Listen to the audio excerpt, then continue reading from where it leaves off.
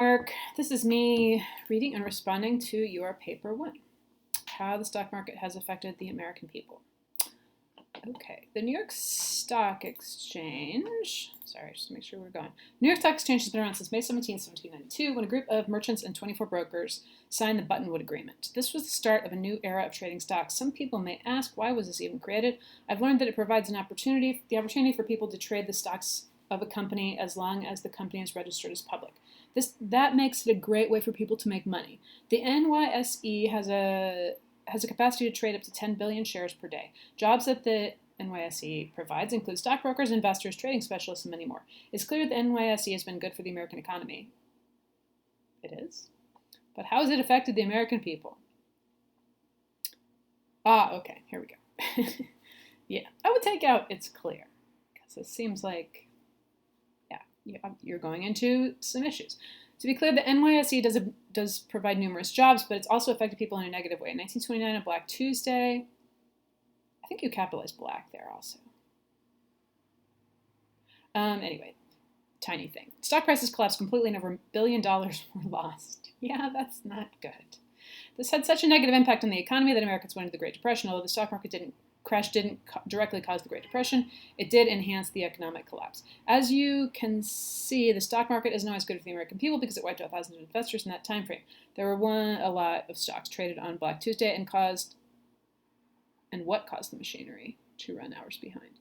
And that caused the machinery to run hours behind, maybe, because of the insane volume of trading. The American economy didn't fully recover until 1939 when America went into World War II. Oh, sorry. How could people trust the stock market after an insane collapse like that?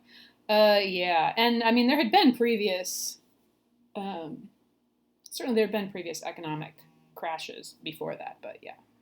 As you said, that's an insane collapse. After doing some research, I've come across an article explaining that how it only took 4.5 years for the market to bounce back from the 1921 crash. The author Mark Hulbert says an investor who invested money in the average stock in 1929 would break even by late 1936. Invested money in average stock.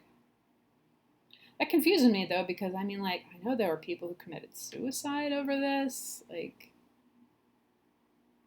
I feel like the thing is, when you buy on margin, you have to pay back.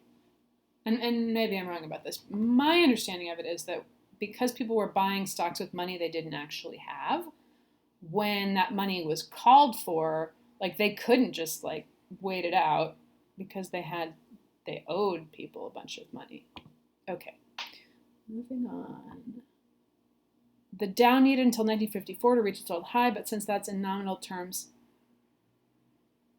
okay, I don't know what that means, but maybe you do. He disagrees that it took over 25 years for the market to make a full comeback. The Dow didn't account for, quote, inflation or its opposite, deflation, when determining when the market was back to normal. According to Hulbert Financial Digest, markets that have been down bad since 1900 take an average of 2 years when inflation and dividends are taken into account. This could be a big reason why people believed in investing in the market again. Also, since the stocks were already at an all-time low, the only place to go is up. Even if someone is investing their money in the stock market, how do they still profit from it?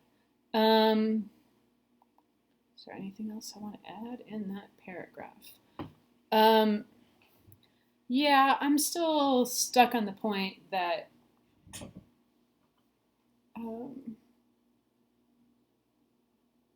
it was really a catastrophe, and like people committed suicide, and I mean, just like if you knew people who grew up during that time, like they were really deeply scarred by that.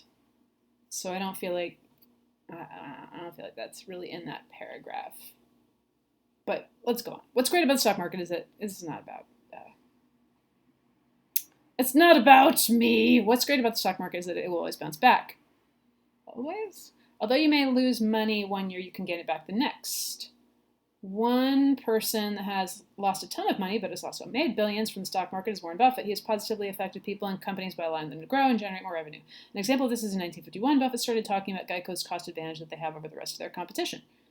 This allowed them to grow because more people began investing in that company and noticing the better rates they provided. Even if you don't have a share of this company, their competition was forced to lower their prices of insurance and become more efficient. This affects people who aren't invested in the stock market positively by creating more jobs as the company grows while charging lower prices for insurance. That's a prime example of how the stock market can affect someone positively, even if they aren't investing their money in the market. Sounds good. Another major question is how the stock market evolved since it was created. Only 6.2% of people in America invested in the stock market in 1952. Only the very rich were able to invest in the market back in the day. If you wanted to trade a stock, you would have to wait for a stockbroker to respond to your request, which would take a long period of time. In the 1950s, trading wasn't near as popular as it is today, so not as many people benefited from the market. This raises the question of why people weren't investing. It may be because of the Great Depression wasn't too long ago, and the stock market wasn't as regulated and safe as it is today. This means that banks or companies could commit fraud without getting caught, since there weren't as many rules and regulations to ensure that it wouldn't happen. Since we've talked about how the stock market was in the 1950s, how is it now? Yes, what did I just watch that was about this? I watched some documentary about, I think it was about Enron?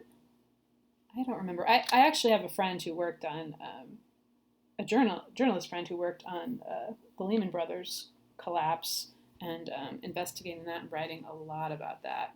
So I've heard a little bit about that mess. But yeah, the documentary I watched talking about people doing secret trades at the wrong rates. The rates being set at 4 o'clock and then them buying them for... Yeah, anyway, why am I talking? Okay, investing in the market today has changed immensely since the 1950s. Nowadays, everyone can participate in trading in a matter of seconds. Everyone? People with disposable income. Right. There are multiple companies or apps to invest through, including Robinhood, Charles Schwab, Vanguard, and more. Personally, I invest through Robinhood and can buy or sell a stock whenever I want during market hours. Also, there are no robots and algorithms can predict where the market will go. This made people a lot of money while making it easier to trade stocks. And it's lost people a ton of money because they have gamed the system. In more recent years, there's been a decline in stock workers since investing has become so popular. People want to invest their own money, learn how to do it themselves. This isn't only good for the stock market, but also for the publicly traded companies in the American economy. Again, I have to throw out, not everyone can participate in the stock market.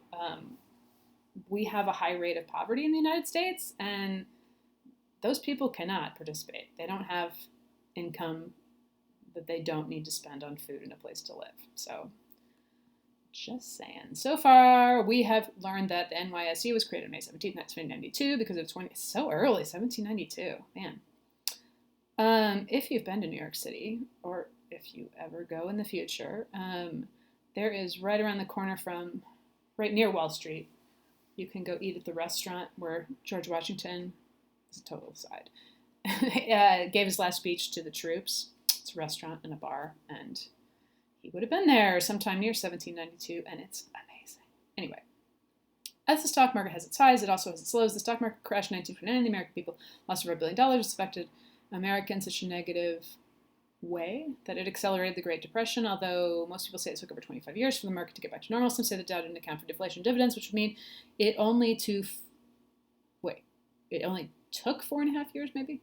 We also learned that even people who aren't investing their money into the market benefit from it, since this competition is so high. A company that has a lower price advantage over others are forced to lower their prices. Yes, but they also may be forced to fire people, and they may decide to put a greater workload on the people they have rather than hiring more people, and they also may automate things and fire people. So, not every time that a company becomes more efficient does it hire more workers. If that were the case, we'd be in a very different place with our, it would be very different. Since, also we discussed how the market has evolved since the 1950s. Only 6.2% of the American population invested in the market in 1962. What's the percentage now? I was waiting for that number. You really need to add that, because I'm super curious about that now. Very interesting. Okay, you're works cited. Okay, that looks good to me. Just one tiny thing. Let's make your works cited Times New Roman also. It's just a tiny thing. Okay, yeah, and one other small thing, you have parentheses around that 2010, May 10th, which I don't think should be there. I think that might have been part of your copying process that went awry. Okay, 1, 2, 3, 4. Yeah, one last thing I'll say, in your conclusion, this would be a perfect conclusion for a speech. Like, this is exactly what you want to do in a speech, is basically repeat everything. Your paper would be stronger, though, in your conclusion, if you focus on other questions that you still want to answer. Because in a paper, in something written, I can go back, anyone can go back and reread what you said, so we don't really need you to repeat it. I mean, you can do like a little bit of that, but yes, a thing to do in your revision for sure would be to cut back on restating stuff and do some more talking about, like, here's some things you're wondering about the future, which ought to be pretty easy. I mean, I hope, because you're interested in this, and I don't know, I had some new questions. And hopefully you will find this helpful when you revise. Thanks for your paper. I am definitely learning some cool stuff.